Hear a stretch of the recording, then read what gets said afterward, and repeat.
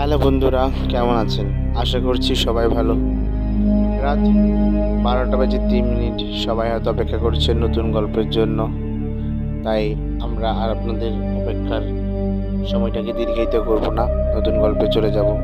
তার আগে একটা কথা বলে রাখি, আপনারা হয়তো ইতিমধ্যে সবাই অবগত হয়েছেন, আবারও করোনা মহামারী চতুর্দিকে ব্যাপক হারে ধারণ করেছে। আপনারা সবাই যে যার যার জায়গা থেকে সচেতন থাকবেন। সবাই অবশ্যই hand sanitiser plus mask use করবেন। ধন্যবাদ সবাইকে। তাহলে চলেন আমরা আজকের গল্পে চলে যাই।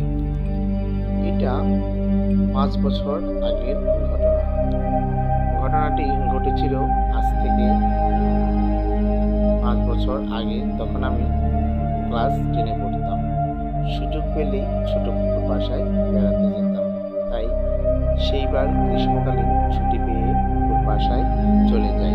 শহরে থাকতাম বলে পুকুর বাসার গ্রাম্য পরিবেশ আমার ভালোই লাগতো। পুকুর বাসায় প্রথম দিন আমার ভালোই কাটলো। সমস্যা যেটা শুরু হলো সেটা হলো পরের দিন। আমি রাতে খেয়ে দিয়ে আমার রুমে শুতে যাই। ঠিক ঘন্টাখানেক পর হঠাৎ কেমন যেন একটা শব্দ শুনতে পাই। শব্দটি হলো নুপুরের শব্দ। কেন মনে হলো আমার রুমের পাশ দিয়ে কেউ নুপুর পায়ে হেঁটে যাচ্ছে। প্রথমে মনে হলো মনের ভুল। কিছুক্ষণ চোখ বন্ধ করে রাখলাম, হাতে চিমটি কাটলাম। এরপরও সেই শব্দ আমি আবার শুনতে পেলাম। কিন্তু যখন শব্দটা শুনতে পেলাম, এরপর তাকালাম, দেখলাম শব্দটা বন্ধ হচ্ছে না। তখন একটু ভয় পেয়ে গেলাম। ওকে ডেকে তুলে বললাম সবকিছু। অপু আমার রুমে আসার পর আমি ওই শব্দটা শুনতে পাচ্ছিলাম। ওকে জিজ্ঞাসা করলাম, শুনেছ কিনা? বললো, কিছুই তো শুনতে পাই। উনি আবারও বললেন, আমি ঝিঝি পোকার ডাক শুনেছি হয়তো। আমি ঝিঝি পোকার শব্দ শুনছিলাম, সাথে সাথে পায়ে হাঁটছে এমন শব্দ শুনছিলাম। প্রভু আমাকে বুঝিয়ে চলে গেল, আর আমিও ভুল শুনছি ভেবে ঘুমিয়ে পড়লাম। তারপরের দিনও ভালোই কাটল, কিন্তু সন্ধ্যা হতে না হতে আমার বুকের ভিতর ধুকধুক শব্দ শুরু হলো। আমার শেষ সময়টা আবার মনে পড়ে গেল, যে যা আমার সাথে গত রাত্রে ঘটেছিল। এই শব্দটা আবার কানে আসতে শুরু করলো। তাই ফুপুকে বললাম ফুপুর সাথে ঘুমাবো। ফুপুদের বিছানার সাথে জানালা ছিল। গরমের দিন, তাই জানালা খুলে ঘুমাতে গেলাম সবাই। রাত কয়টা হবে তখন জানি না। হঠাৎ আমার ঘুম ভেঙে গেল। শুনতে পেলাম বাইরে কেউ উঠান ঝাড়ু দিচ্ছে, এবং একই সাথে নুপুরের শব্দটাও পাচ্ছিলাম। ভাবলাম সকাল হয়ে গেছে হয়তো। ফুপুরা ডিম লাইট জ্বালিয়ে ঘুমাতো। ডিম লাইটের আলোতে পায়ের দিকের ঘড়িটা দেখা যাচ্ছিল। দেখলাম রাত তখন 3টা বাজে। অনেক ভয় পেয়ে গেলাম। ওকে না জানিয়ে জানলা দিয়ে ধীরে ধীরে বাইরে তাকালাম। দেখলাম একটা সাদা শাড়ি পরা মহিলা উঠান ঝাড়ু দিচ্ছে। মাথায় কাপড় দেয়া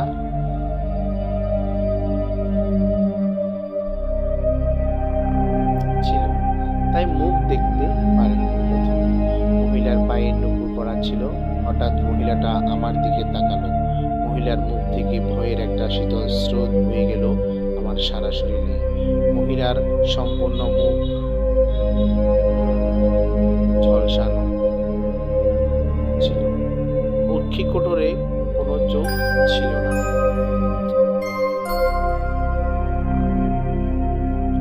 মহিলাটি আমাকে দেখে হাসতে লাগলো। কি বিচ্ছিরি হাসি! মহিলার হাসি দেখে ভয়ে চিৎকার দিয়ে অচেতন হয়ে পড়ি। জ্ঞান ফিরে পাওয়ার পর জানতে পারলাম আমি 4 দিন ধরে অচেতন ছিলাম। ফুফু মসজিদের এক হুজুরকে বাসায় নিয়ে এসেছিলেন সকালে। হুজুর নাকি বলেছিল ফুফুদের বাসার পাশে যে বাঁশঝাড় ছিল ওইখানে খারাপ জিন আছে। ওই জিনের আমাকে ভালো লেগেছে, তাই আমাকে নিয়ে যেতে চাইছে। তারপর হুজুর আমাকে একটা তাবিজ দিয়েছিল, আর ফুফুকে বলেছিল কোনোদিন যেন তাবিজ না করি, তাহলে অনেক সমস্যা হবে। আমি এই সব কিছু বিশ্বাস করতাম না, তাই তাবিজ খুলে ফিরে দিয়েছিলাম। এখন মাঝে মাঝে ওই নুপুর পায়ে হাঁটার শব্দ পাই, কিন্তু ওই মহিলাকে আর দেখি না। হয়তো ভালোভাবে গুছিয়ে বলতে পারেনি আমার পুরো কাহিনীটা, তবে এটাই বাস্তব ঘটনা ছিল। ধন্যবাদ বন্ধুরা, আজকের গল্পটা এখানে সমাপ্তি। কেমন লাগলো সবাই অবশ্যই কমেন্ট বক্সে জানাবেন, আর বেশি বেশি করে শেয়ার করবেন। আমার চ্যানেলটা সাবস্ক্রাইব করে দিবেন, আর যত পারবেন কমেন্ট করবেন। আপনাদের একটু রেসপন্স পেলে আমরা নতুন গল্প নিয়ে আসতে অনেক উৎসাহিত বোধ করি। সবাইকে আবারও বলছি, যেহেতু চারিদিকে করোনা মহামারী ছড়িয়েছে, আপনারা অবশ্যই সচেতন হন। আপনারা সবাই অবশ্যই হ্যান্ড স্যানিটাইজার ইউজ করবেন এবং বাইরে গেলে অবশ্যই মাস্ক পরে থাকবেন। একটু অসচেতনতা আমাদেরকে ভয়াবহ মৃত্যুর দিকে ঠেলে দিতে পারে, তাই সচেতনতা সবসময় নিজেদের মধ্যে ধারণ করতে হবে। আজ এ পর্যন্তই, ভালো থাকবেন সবাই। শুভরাত্রি। আবার হয়তো কোনোদিন দেখা হবে নতুন কোনো গল্প নিয়ে। ধন্যবাদ সবাইকে।